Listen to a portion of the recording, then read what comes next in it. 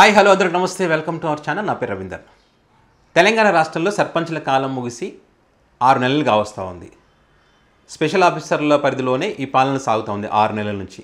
కానీ ఈ 6 నెలలు మించకుండా ఉండే విధంగా ఉండాల్సి ఉంటుంది ఈ పాలన అనేటువంటిది. అంటే 6 నెలల తర్వాత ఖచ్చితంగా ఎన్నికలు జరగాల్సినటువంటి అవసరం ఉంటుంది.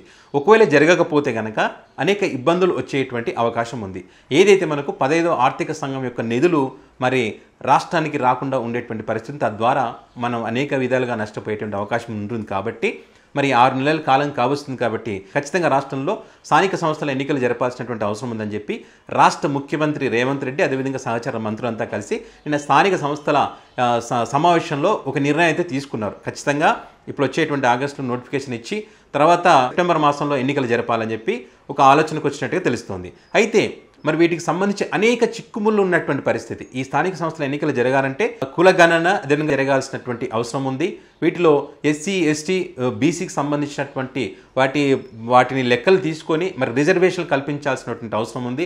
ఎందుకంటే ఇప్పటికే కాంగ్రెస్ పార్టీ ఎన్నికల సందర్భంగా బీసీలకు 42% రిజర్వేషన్ కల్పిస్తామని చెప్పినటువంటి క్రమంలో మరి ఈ 42% రిజర్వేషన్ కల్పించేటువంటి అవకాశం ఉంటుందా, అది సాధ్యం అవుతుందా అంటే సాధ్యమయ్యేటువంటి పరిస్థితి లేదనేటువంటి విధంగా మరి నిపుణులు చెప్తా ఉన్నారు.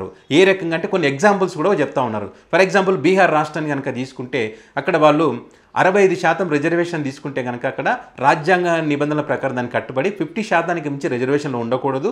కాబట్టి ఆ రకంగానే ఉండాలని చెప్పి అత్యున్నత న్యాయస్థానం మరి వాళ్ళ రిజర్వేషన్ తోసిపుచ్చినటువంటి క్రమంలో మరి ఇది జరిగేటువంటి అవకాశం లేదు. ఎస్సీ, ఎస్టీలకు సంబంధించి 25% రిజర్వేషన్ ఉన్నప్పుడు అది బీసీలకు కూడా అంతకు మించి ఉండకపోవచ్చు, అది అంతకుమించి ఉండకపోవచ్చు అనేటువంటి అభిప్రాయాన్ని ఇప్పుడు నిపుణులు, మేధావులు అందరూ చెప్తున్నటువంటి పరిస్థితి. ఈ కులగణన జరగకుండా, ఈ బీసీ రిజర్వేషన్లు జరగకుండా మరి ఎన్నికలకు పోతే మరి బీసీ నాయకులు కానీ వీళ్ళంతా కూడా న్యాయస్థానం దృష్టికి తీసుకువెళ్ళి మరి ఎన్నికలు ఆపేటువంటి పరిస్థితి ఉంటుంది. కాబట్టి కాంగ్రెస్ ప్రభుత్వం కూడా వీలైనంత తొందరగా వీటికి సంబంధించినటువంటి అంశాలని ప్రక్రియనంతా పూర్తి చేసి ఎన్నికలకు వెళ్ళాలని ఒక ప్రయత్నం చేస్తూ ఉంది.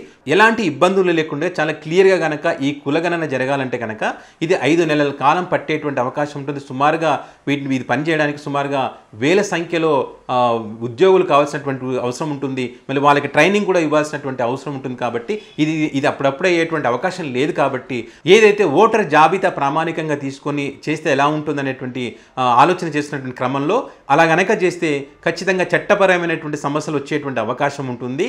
అలా కాకుండా జనాభా ప్రాతిపదికన చేస్తేనే తప్ప వీటికి ఒక క్లారిటీ వచ్చేటువంటి అవకాశం అయితే ఉండదు. ఎలాంటి అడ్డంకులు కూడా ఉండవు అప్పుడు. కాబట్టి ఆ విధంగా చేయాలంటే ఇప్పుడిప్పుడే అయ్యేటువంటి పరిస్థితి అయితే లేదు. సో మరి వీరైతే చెప్తున్నట్టు ఆగస్టులోనో సెప్టెంబర్లోనో ఈ ఎన్నికలు జరుగుతాయి, సర్పంచ్ ఎన్నికలు అయితే పూర్తి చేద్దాం. ఒకవేళ పూర్తి చేయకపోతే ఈ 15వ ఆర్థిక సంఘం యొక్క నిధులు రాకుండా ఉండేటువంటి పరిస్థితి ఉంటుంది. కాబట్టి ఖచ్చితంగా వీటిని పూర్తి చేసిన తర్వాత అప్పుడు జిల్లా లేకుంటే జడ్పీటీసీ ఎన్నికలకు సంబంధించి ఉంటుంది కదా, అప్పుడు కొంత టైం తీసుకొని చేయొచ్చు అనేటువంటి ఆలోచన కూడా కాంగ్రెస్ ప్రభుత్వం ఆలోచిస్తున్నట్టుగా తెలుస్తోంది. ఏదేమైనా కూడా ఈ ఎన్నికలు జరగాలంటే కనుక ఖచ్చితంగా కులగణన అదేవిధంగా స్థానిక రిజర్వేషన్లకు సంబంధించినటువంటి ఒక క్లారిటీ వస్తే తప్ప ఎలక్షన్ సజావుగా సాగేటువంటి పరిస్థితి లేదు. మరి ఏం జరుగుతుందనేది చూద్దాం.